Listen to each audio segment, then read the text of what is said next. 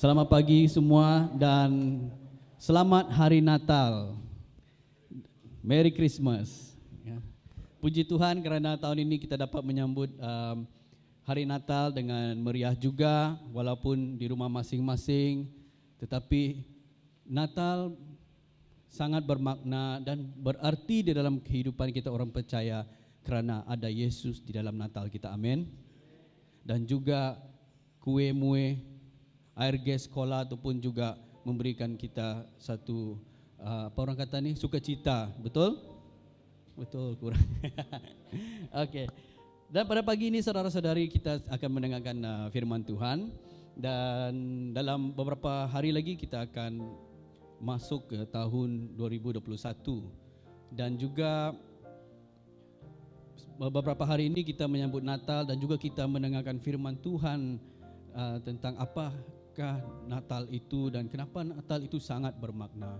Dan kita ketahui dan kita tahu juga bahawa Natal itu bermakna dan bererti kerana kita menyambut kelahiran Yesus Kristus, bahkan juga menyambut Dia dalam kehidupan kita. Dan saya percaya kerana oleh itulah kita dapat sambut Natal ini walaupun di dalam keadaan yang seperti orang kata keadaan yang tidak meriah, tetapi hati kita tetap sukacita kerana ada Yesus. Dan saudara-saudari, pada pagi ini kita akan mendengarkan firman Tuhan yang akan terus mendorong kita dan juga akan terus memberikan kita satu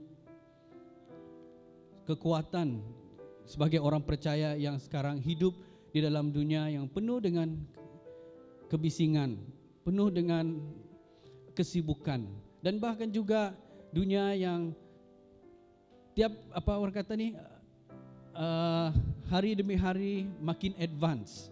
Betul? Dan saya ingin ada satu cerita yang saya ingin cerita dengan kita sebelum saya teruskan dengan firman Tuhan. Ada beberapa waktu, siapa sini pernah hilang kunci atau tidak dapat jumpa kunci? Mungkin kita pernah kan? Dan apabila kita menghilang kunci, contoh macam hari itu saya dengan isteri saya, kami mau pergi ke supermarket lah, mau beli belah. Tapi masalah dia, sudah bersiap sedia semua itu, masalah dia saya tidak tahu di mana saya letak kunci saya. Dan saya mencari kunci itu di mana-mana lah, di bilik tidur dan juga di dapur, di ruang tamu. Sampai boleh apa orang kata ni, sampai ada perasaan marah sudah. Mana saya simpan ni? So tidak berhenti, pergi sana pergi sini, pergi dalam jamban juga cari, mana tahu ada tertinggal dalam sana. Dan mungkin dalam 10 minit, 15 minit tidak dapat cari. Lagipun kita dalam keadaan panik juga. Sebab kita mau cepat-cepat pergi ke kedai.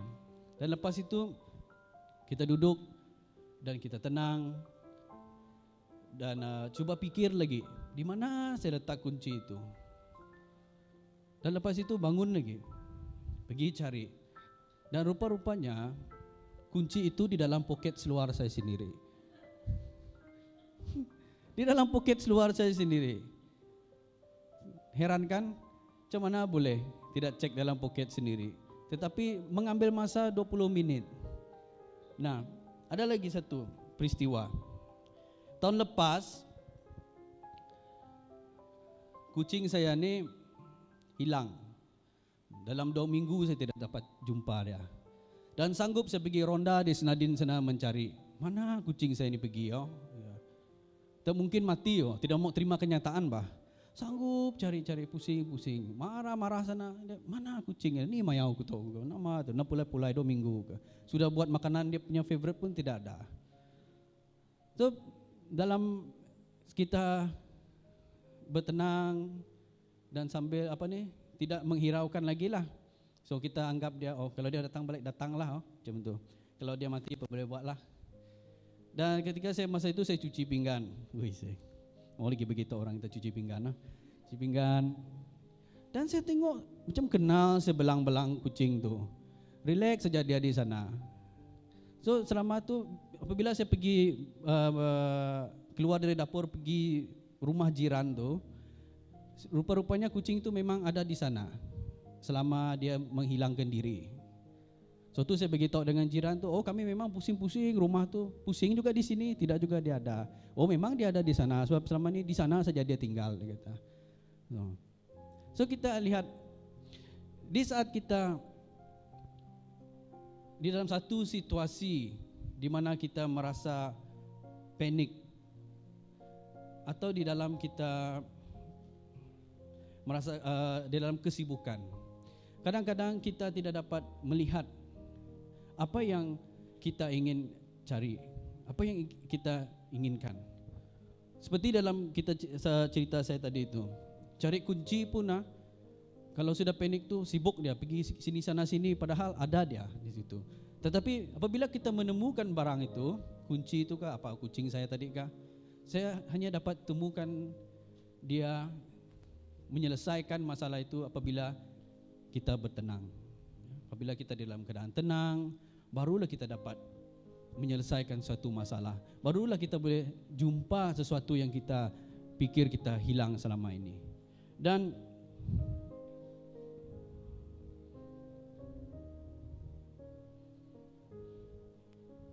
saya ingin bertanya kepada kita semua, pernahkah kita berpikir atau bertanya, mengapa begitu banyak kekecauan atau kebingungan dalam hidup kita?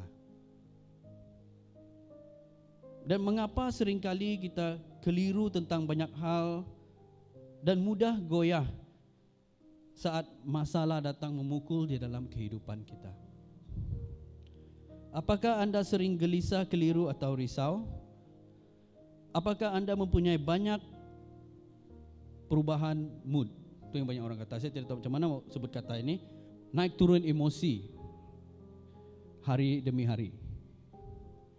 Atau apakah yang menyebab kita begitu? Banyak persoalan seperti ini tidak ada hujungnya. Dan dengan persoalan yang saya tanyakan tadi itu, apakah kita dapat tenang setelah ditanya soalan-soalan begitu? Pertanyaan yang saya ajukan kepada kita tadi itu sentiasa menjadi persoalan dan juga pergumulan dalam hidup kita. Kesibukan, permasalahan tetap akan masuk dalam kehidupan kita. Kadang-kadang cara masalah itu masuk dalam kehidupan kita pun dia macam menyeludupkah, orang kata ni. Tidak sangka-sangka ada saja yang tidak settle. Kadang-kadang ada saja yang mau menghalang kita. Ada saja yang mau mencuri sukacita kita. Kadang-kadang perkara itu Tuhan izinkan dalam kehidupan kita. Tetapi kadang-kadang kita sendiri juga izinkan semua itu masuk dalam kehidupan kita, sehingga kita tidak tentram, sehingga kita tidak ada kelegaan. Dan saudara, bagaimana kita ingin menghadapi atau mengatasi hal-hal seperti itu? Apakah penyelesaian atau jalan keluarnya? Dan oleh itu, saudara-saudari dalam kasih Tuhan, mari kita buka di dalam Mazmur pasal 46. Mazmur pasal 46 ayat 10. Ya, ayat 10.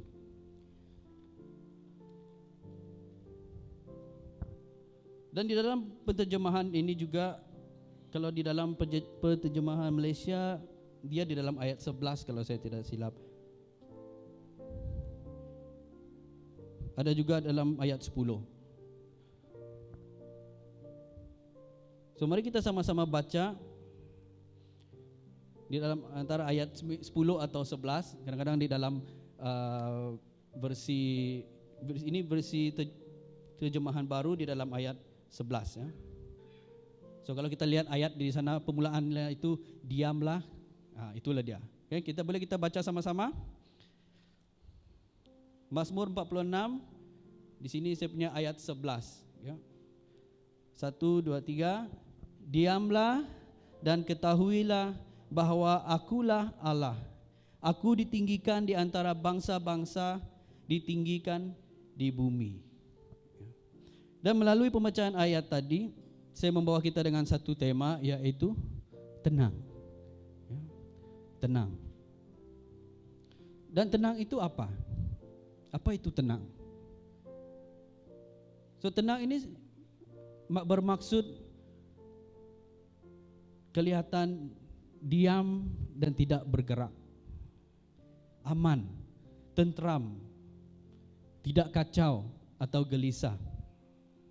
Dan apabila kita tidak dapat bertenang, kita tidak berpikir dan juga kita tidak dapat mengawal emosi kita. Gambarannya saya dapat berikan di sini contoh di dalam perlawanan bola sepak. Kalau coba kita perhatikan dia punya jurulatih. Apabila tim dia ketinggalan 1-0, bagaimanakah rupa seorang jurulatih itu, seorang manajer itu? Pasti dia marah.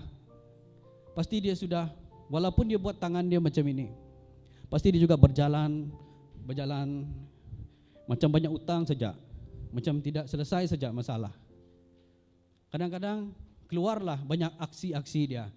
Apalagi kalau pemain dia tidak bermain dengan baik. Kadang-kadang lompatlah, kadang-kadang tunjuk-tunjuklah, kadang-kadang duduk sudah macam ni, sudah macam tidak ada harapan. Dan di situ kita boleh lihat juga pemain dia pun kalau sudah tidak ada tenang di dalam padang, berlari sana sini tidak jadi. Berlari pergi depan pun tidak jadi. Sepertinya macam ayam yang tidak berkepala. Pernah tengok ayam yang berlari tidak berkepala kah? Tidak pernah, saya pun tidak pernah. Tapi itu satu istilah. Sepertinya tidak tahu mana sudah hala tuju dia, mana sudah dia mau pergi. Begitu juga dengan kita. Di dalam kesibukan dan masalah tanpa ada ketenangan, sepertinya kita, gambaran kita itu kucar-kacir dan juga tak terurus. Mungkin gambaran kita itu kalau boleh dilukiskan, mungkin macam hantu Kak Lima sudah, ya, rambut panjang, tidak macam mana orang, tidak ada rupa sudah. Macam itu gambarannya, walaupun gambarannya smart macam ini, tetapi di dalam kita itu tidak tentram, tidak lega, selalu cemas, segaut orang kata, kelam kabut. Dan kalau kita membacakan seluruh ayat di dalam Mazmur 46 ini, seluruh ayat itu, ianya berbicara tentang kekuatan dan penyertaan Allah atas umatnya. Dan menurut konteks firman Tuhan ini, ia berbicara tentang situasi ketika umat percaya berada di dalam perang. Dan juga dari nas yang kita baca tadi, Mazmur 46 ayat 11 itu, pemazmur menyatakan bahwa Tuhan bukan sekadar menasihati, ya, bukan sekadar menasihati, tetapi memerintah umatnya untuk berdiam diri. Dan yang berbicara di dalam ayat ini adalah Allah. Dan kenapa dia memerintah mereka untuk berdiam diri? Karena umatnya pada masa itu sibuk untuk mengandalkan kekuatan mereka dengan senjata mereka, dengan kuda-kuda mereka, sehingga mereka pun cemas, sehingga mereka pun bermacam-macam sudah buat plan, rencana bagaimana mau mengalahkan musuh. Dan mereka cuba cari jalan bagaimana, mau berserang balikkah atau mau bertahankah. So itu yang menyebabkan umat percaya pada masa itu di dalam situasi perang itu tidak aman. Tidak aman. Dan karena itulah Allah berbicara kepada umat dia supaya mereka diam. Dan kata diam di sini dia bukannya diam yang macam dalam nada yang relax macam itu, bukan. Tetapi diamlah. Dia memerintah umatnya untuk diamlah. Artinya berhentilah. Ya. Berhentilah kamu. Sibuk-sibuk membuat senjata yang kuat. Berhentilah kamu untuk menyediakan kuda-kuda kamu. Berhentilah kamu untuk mempersiapkan askar-askar kamu, karena mereka sangat sibuk, saudara. Sibuk menyediakan askar yang terbaik untuk mengalahkan musuh atau mempertahankan diri dari musuh.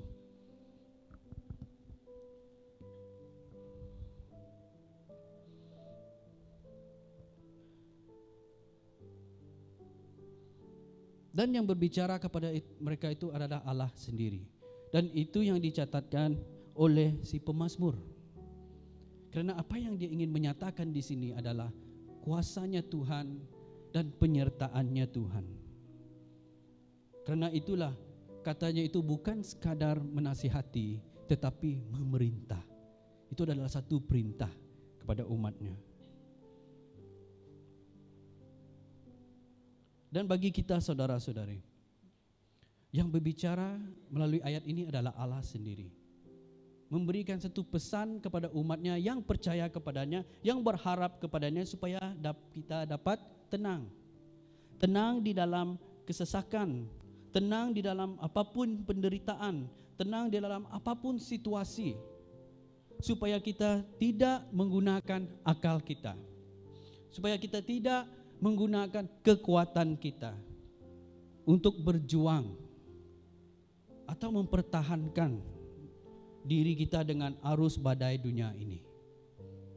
Di sini kita akan lihat beberapa perkara yang mampu membuat dan mengajar kita untuk tenang. Dan yang pertama di sini, diamlah. Ya, diamlah. Istilah aslinya diamlah di sini adalah lepaskanlah. Diam bukan berarti kita tidak buat apa-apa. Diam bermaksud memberi perhatian, tumpuan, merenung atau menilai. Dan apa yang Tuhan inginkan apa yang Tuhan inginkan orang percaya pada masa itu lakukan adalah untuk memberi perhatian, memberi tumpuan dan merenungkan siapakah yang menyertai mereka di dalam perang itu. Karena mereka sudah lupa. Karena mereka sudah mengandal lebih daripada kekuatan dan akal mereka sendiri. Apabila kita diam, kita mampu terhindar dari mengambil langkah-langkah yang hanya didasarkan perasaan emosi dan tidak rasional. Kalau umat Israel, umat yang percaya itu mengandalkan kekuatan mereka sepenuhnya. Kalau mereka melihat askar-askar yang depan itu sudah dipukul habis, mungkin mereka hanya akan menggunakan akal mereka. Tidak apa, kita terus serang saja, kita terus serang saja. Yang penting kita serang tanpa melihat yang lain. Tapi itu Tuhan berkata kepada mereka, diamlah. Supaya mereka tidak buat apa-apa. Bukan tidak buat apa-apa, langsung tidak buat apa-apa lah, tetapi supaya mereka hentikan. Stop apa yang kamu lakukan, stop apa yang kamu pikirkan, stop apa yang kamu rasa kamu lakukan itu benar. Dan begitu juga kepada kita, umat percaya. Di dalam kita dihambat kesesakan, kesibukan, krisis hidup. Apa yang Tuhan ingin kita lakukan adalah supaya kita berdiam diri. Hentikan dengan mengandalkan pengertian kita sendiri. Kadang-kadang saudara, kalau kita ingin mencari jalan keluar itu dengan pikiran dan emosi yang tidak terkawal, banyak perkara yang kita lakukan yang luar daripada apa yang sebenarnya Tuhan mau kita lakukan. Dan perkara itu bukannya mengurangkan masalah kita, mengurangkan beban kita, tetapi semakin tambah. Semakin berat lagi yang kita pikul. Semakin panjang lagi jalan kita untuk menyelesaikan apapun yang kita hadapi. Tetapi firman Tuhan mengajar kita untuk berdiam. Apabila kita diam, kita mampu terhindar dari mengambil langkah-langkah yang hanya didasarkan perasaan emosi dan tidak rasional. Oke, next. Dan persoalannya bagaimana dan kenapa kita harus diam. Bagaimana kita berdiam diri, bagaimana kita harus diam. Kita berdoa. Berdoa maksudnya di sini adalah tanda berserah kita kepada Tuhan. Bukan lagi kepada kita sendiri, bukan lagi dengan kita sendiri, tetapi berserah kepada Tuhan. Di dalam kita hidup di dalam situasi seperti ini, saudara-saudari, apabila kita berbicara dengan Tuhan, berbicaralah, bercakaplah dengan Dia.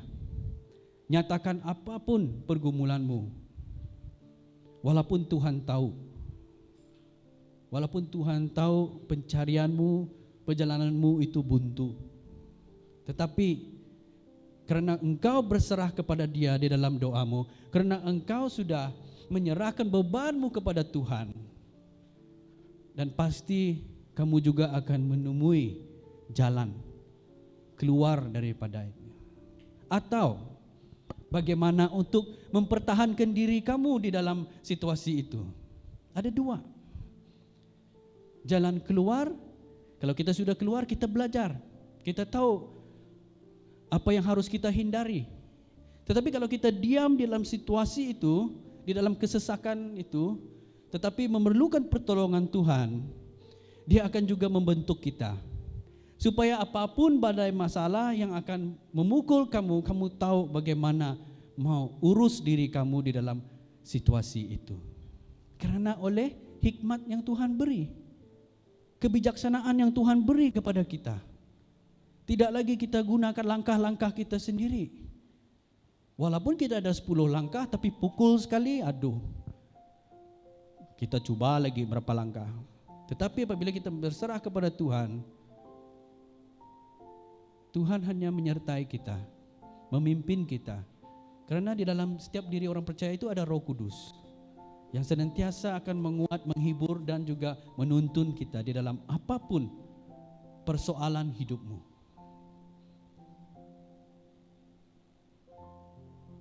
Dan yang kedua itu merenungkan firman-Nya. Apabila kita dekat dengan Tuhan, merenungkan firman-Nya, kita tahu apa yang Tuhan berbicara kepada kita. Dan berdiam diri menanti atau mendengar suara Tuhan itu adalah apabila kita berdoa dan merenungkan firman-Nya. Supaya bukannya suara-suara lain atau kata-kata lain yang membawa kita mau membantu kita untuk menyelesaikan permasalahan kita, tapi suara dan kata-kata firman-Nya sendiri. Seperti firman-Nya yang berbicara kepada kita pada pagi ini, yaitu diamlah dan ketahuilah bahwa akulah Tuhan. Ya, be still and know that I am God. Be still. Ya. Kenapa kita harus diam? Supaya kita tahu apa kehendaknya, supaya kita tahu apa rencananya, dan juga tuntunannya Tuhan. Itu yang penting, saudara. Mencari apa jalannya Tuhan buat kita. Seringkali kita datang kepada Dia, kita berdiam kepada Dia apabila permasalahan itu masih berat. Tetapi apa yang saya ingin mendorong kepada kita umat percaya pada pagi ini, jemaat Tuhan yang dikasihi Tuhan, jangan tunggu situasi itu berat. Sebelum apapun datang, kita harus bermula dulu dengan doa dan juga merenungkan firman-Nya. Ya. Supaya kita sudah bersedia untuk menghadapi hari demi hari yang akan datang. Tetapi firman Tuhan kita tahu janjinya pasti Dia menyertai kita. Tapi kita tetap berdoa, tetap merenungkan firman-Nya, tanda kita berserah kepada Dia dan mengenal Dia lebih setiap hari supaya kita dapat memuliakan Dia, supaya kita dapat puji dan sembah Dia dan menyatakan kekuatan Dia dan penyertaan-Nya di dalam hidup kita. Bukan hanya melalui nyanyian kita, tetapi melalui gaya hidup kita. Mungkin saya pernah katakan ini, tapi saya ingin mengulangkannya lagi. Dunia tidak melihat bagaimana orang Kristen ini kuat sembahyang, datang ke gereja, tetapi dunia mau melihat, tahankah orang Kristen ini di dalam dunia? Tahankah orang Kristen ini menghadapi persoalan? Tahankah orang Kristen ini hidup di dalam pergumulan? Boleh saja kita kata tidak, tetapi yang pasti kami ada Tuhan yang menyertai kami, Immanuel. Ya, itu iman kita. Kita mengakui kelemahan kita, tapi juga kita mengakui bahwa Tuhan menyertai kita. Kita mengakui bahwa Yesus itulah satu-satunya pengharapan kita. Di saat kita berdiam, saudara, itu yang kita temui. Itu adalah mutiara hati kita. Ya. Lebih berharga dalam kehidupan kita. Karena itulah kita dapat bertahan di dalam pergumulan, di dalam persoalan. Kadang-kadang banyak persoalan tidak ada jawaban, tapi kita berserah terus kepada Tuhan karena Dia lebih tahu daripada kita. So kita berserah kepada Dia, berdiam diri di dalam hadirat Tuhan. Karena pasti Tuhan akan terus memberikan kita kekuatan. Tuhan akan terus memberikan kita penghiburan. Bahkan Tuhan terus memberikan kita sukacita. Amin. Haleluya.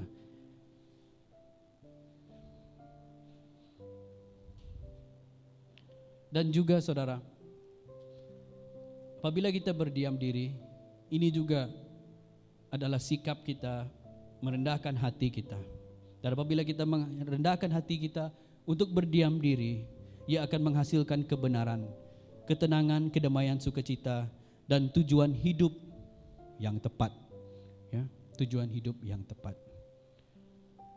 Dan kita terus beralih kepada yang kedua. Yang pertama tadi, untuk kita terus tenang di dalam pergumulan dan persoalan kita sebagai umat percaya. Yang pertama tadi adalah diamlah. Ya, diamlah. Dan yang kedua ini ketahuilah. Dan ketahuilah, bahasa aslinya bermaksud belajar untuk mengetahui, melihat, memahami dan mengakui. Dan apabila kita mengetahui sesuatu, kita ada keyakinan dan kepercayaan. Dan apabila krisis hidup ini melanda dalam kehidupan kita, kita harus tahu apa? Bagaimana untuk menghadapinya? Maksud ketahui ini adalah, ketahuilah ini, dia adalah satu keyakinan di dalam orang percaya. Memberikan kita satu keyakinan. So kita sudah tahu, kita tahu kepada siapa. Kita tahu kepada siapa kita akan menyerahkan persoalan kita itu. Dan di dalam krisis hidup juga, diam dan ketahui. Bukan diam tapi tidak tahu. Ya. Di saat kita diam juga, kadang-kadang kita tidak tahu kepada siapa kita pergi, ke arah siapa kita menunjukkan, menaikkan ratapan kita itu. Dan apabila kita tidak tahu juga, sepertinya kita tidak ada idea sudah. Ya. Oke, next. Minta maaf, oke. No, balik. Oke.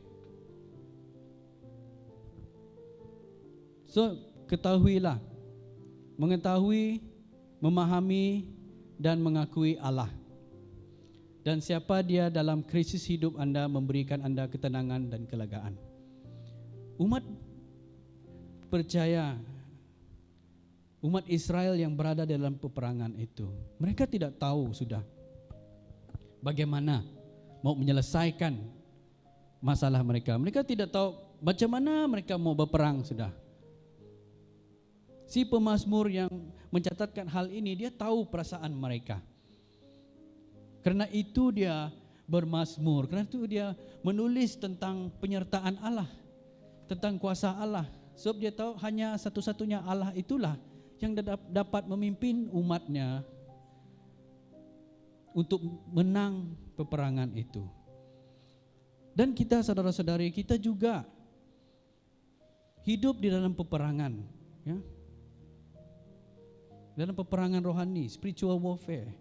Peperangan yang kita tidak dapat lihat di alam roh. Peperangan yang kita tidak dapat predictionnya. Peperangan yang kita dapat pasti. Memang kalau sudah tidak nampak kita tidak tahu. Dan itulah situasi kita ini. Hidup orang percaya senantiasa akan dilanda serangan apapun. Tetapi ketahuilah, ya. Ketahuilah maksudnya di sini juga mengetahui, memahami dan mengakui, ya.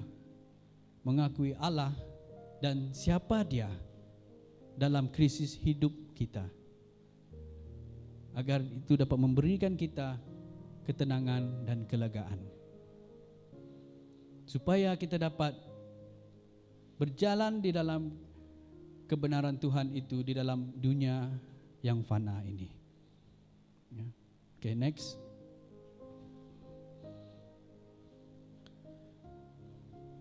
So, tenang, ya, tenang. Untuk tenang itu kita berdiam. Dan nomor 2 tadi, ketahuilah. Dan yang ketiga, akulah Allah. Bukan saya, tapi ini Allah yang kata. Allah yang berkata, akulah Allah. Dan kenapa ia mengatakan akulah Allah? Kalau kita melihat seluruh ayat Mazmur pasal 46 itu, tajuk Mazmur ini juga Allah kota benteng kita. Dan di dalam ayat 1 hingga 4, saudara, ia membicarakan tentang jaminan keselamatan. Kalau kita melihat ayat yang pertama atau yang kedua itu, ia mengatakan Allah itu bagi kita tempat perlindungan dan kekuatan.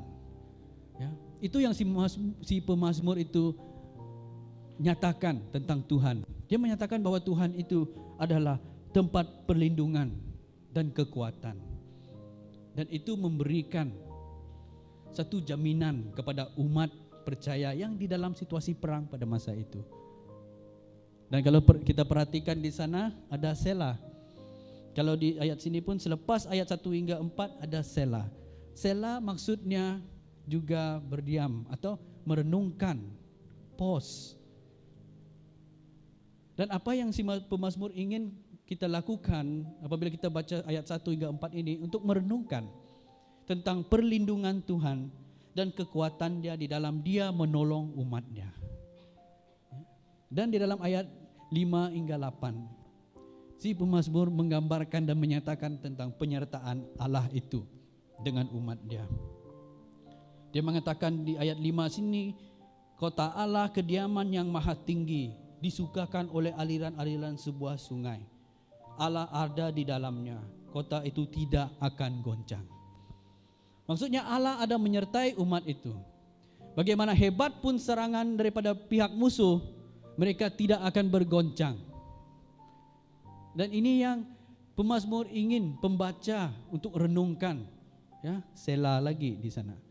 Renungkan penyertaan Allah itu. Apabila Allah ada bersama umatnya, tidak ada yang dapat menggoncangkan. Musuh umat Israel pada masa itu bukannya musuh yang biasa-biasa saja, tapi musuh yang sangat hebat. Sebab mereka bukan hanya mau membunuh umat itu, tapi mau ambil tanah, mau bertakhta di atas umat itu. Tetapi tidak dapat. Sebab apa? Sebab Allah menyertai mereka. Bahkan di dalam ayat 6 tadi mengatakan Allah ada di dalamnya. Kota itu tidak akan goncang, Allah akan menolongnya menjelang pagi. Betapa hebatnya Allah yang menyertai umat Israel itu, Allah Yakub. Sampai pagi menyertai mereka berperang. Di saat mereka mempertahankan diri pun Allah ada beserta mereka. Dan ayat 9 hingga 12 itu berbicara tentang perlindungan Allah atas umatnya.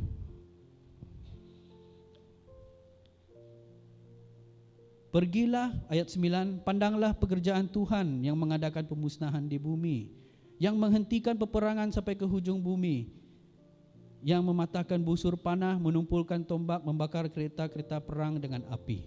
Apa yang Tuhan ingin ada di sini adalah damai.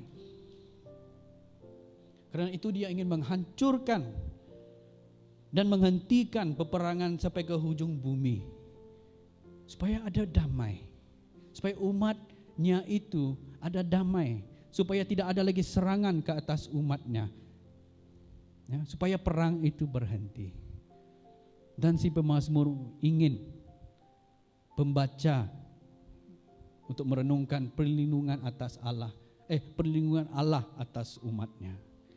Supaya kita kenal Allah itu siapa. Apabila dia mengatakan, aku Allahmu.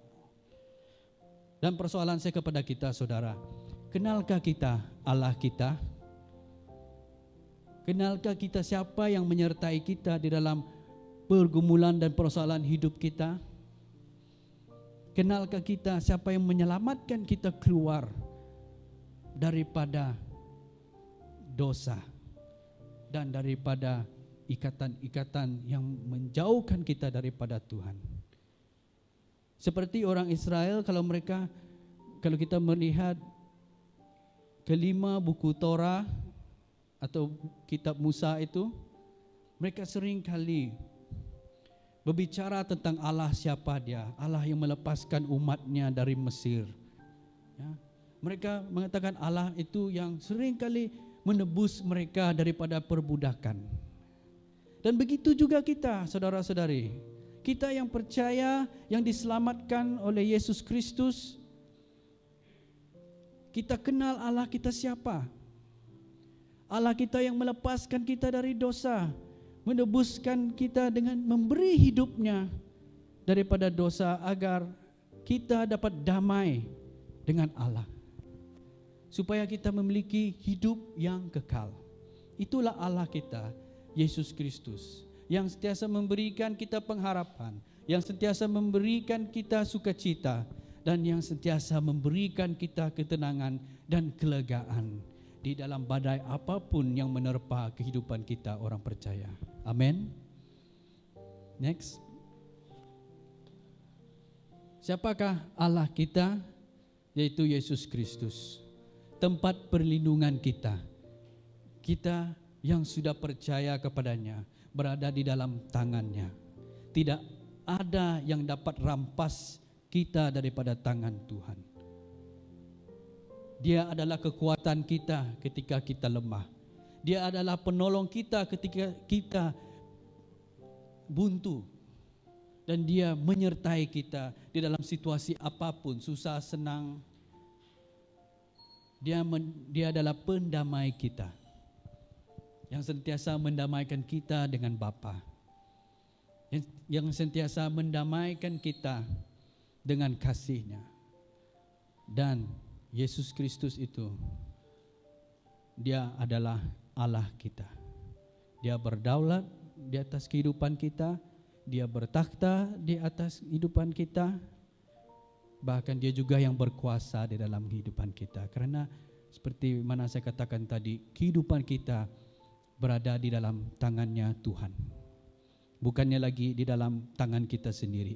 Kalau di dalam tangan kita sendiri, kita pasti hanya akan menggunakan akal, pengertian, dan kebijaksanaan kita sendiri yang seringkali membawa kita ke arah yang akan hanya menambah beban kita, bahkan juga ke arah yang binasa. Tetapi saudara, puji Tuhan karena kehidupan kita berada di dalam tangannya. So karena itu saya mendorong kita agar kita terus sedar dan ingat di mana kehidupan kita sekarang.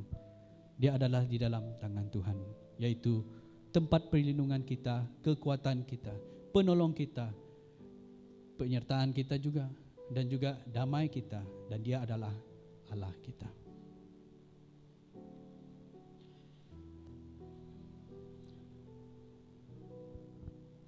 So pemazmur menegaskan bahwa Allah itu bagi kita tempat perlindungan dan kekuatan sebagai penolong dalam kesesakan. Itu adalah sangat terbukti melalui firman kita pada pagi ini. Dan dia juga menegaskan bahwa meskipun kita sedang berada dalam satu situasi yang sepertinya tanpa harapan, jangan kita pernah putus asa, ya. Jangan kita pernah putus asa. Dan kita harus tetap mempercayakan hidup kita itu kepada Tuhan. Dan oleh itu saudara, sebising apapun dunia sekeliling kita, kita dapat menemukan ketenangan dan juga kekuatan dalam kasih dan kuasa Bapa surgawi kita. Ya. Sekalipun ini ada satu peringatan buat kita sama-sama. Sekalipun kita hidup berkelimpahan di dalam Yesus Kristus, hal itu tidak bererti kita terlepas dari bencana dan juga kekecauan. Karena selama kita masih ada di bumi ini, semua goncangan dapat saja menimpa hidup kita. Tetapi saudara-saudari, puji Tuhan, bagi kita anak-anaknya, Tuhan adalah perlindungan dan kekuatan kita. Oleh sebab itu Tuhan menghendaki agar kita diam dan ketahuilah bahwa Dia adalah Tuhan. Artinya tanpa Tuhan semua usaha kita sia-sia. Dalam kondisi apapun, dalam situasi apapun, kota benteng kita adalah Tuhan. Itu yang firman Tuhan ingin memperingati kita pada pagi ini. Maka kita harus dengan sepenuh hati mengasihi dan mengandalkan Dia dalam kehidupan kita. Ingat, tetap tenang dalam situasi apapun. Ya, 3 perkara yang kita belajar bersama, yaitu diamlah, ya, datang kepada Dia di dalam doa dan merenungkan sabda firman-Nya. Karena itu akan terus menguatkan kita dan menyatakan jalan keluar atau kekuatan untuk kita berjuang di dalam situasi yang kita hadapi pada hari ini. Dan yang kedua itu ketahuilah, ya, ketahuilah siapakah Allah di dalam kehidupan kita, di dalam situasi kita. Dan yang ketiga, akulah Allah. Itu yang Allah ingin menyatakan kepada kita semua melalui firman-Nya, bahwa Dialah Allah, saudara. Tempat perlindungan kita, kekuatan kita, bahkan juga yang memberikan kita ketenangan dan juga kelegaan yang kita sangat perlu di musim ini, di saat ini, dan hari-hari yang akan datang. So 3 perkara yaitu tenang, diamlah, ketahuilah, dan nomor 3, Tuhan menyatakan kepada kita bahwa Dialah Allah. Amin. Saya minta kita sama-sama kita bangkit berdiri. Mari kita naikkan satu nyanyian sebagai pengucapan syukur dan percaya bahwa Dia akan menyertai kita. Mari kita sama-sama naikkan penyembahan ini. Hatiku tenang berada dekatmu, Kaulah jawaban hidupku.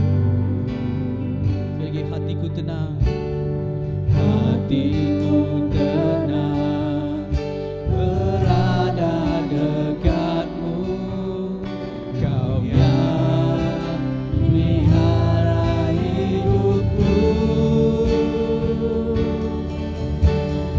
Pertolonganmu begitu ajaib, Kau tak memikat hatiku.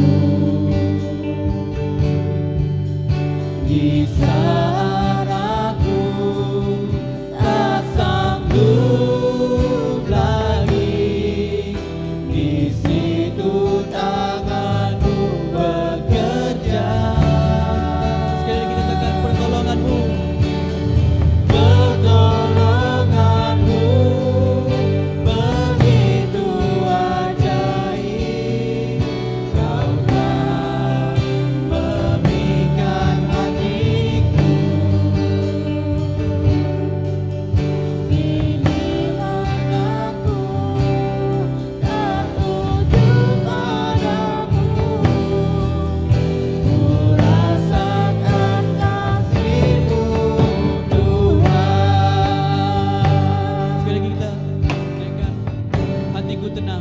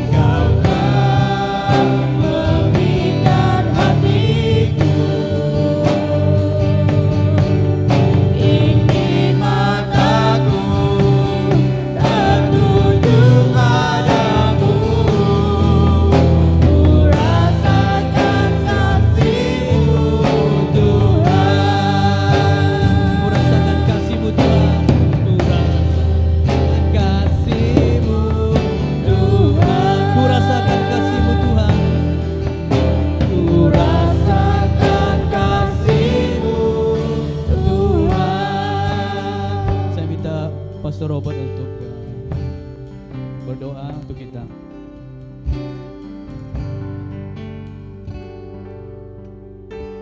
Mari kita bersatu di dalam doa kita serta mengucap syukur. Haleluya ya Tuhan. Terima kasih Tuhan Yesus. Terima kasih ya Bapa di sorga. Terima kasih Roh Kudus yang telah memimpin, yang telah membimbing hati kami untuk terarah kepada firman-Mu yang benar, yang nyata dan yang mulia buat kami.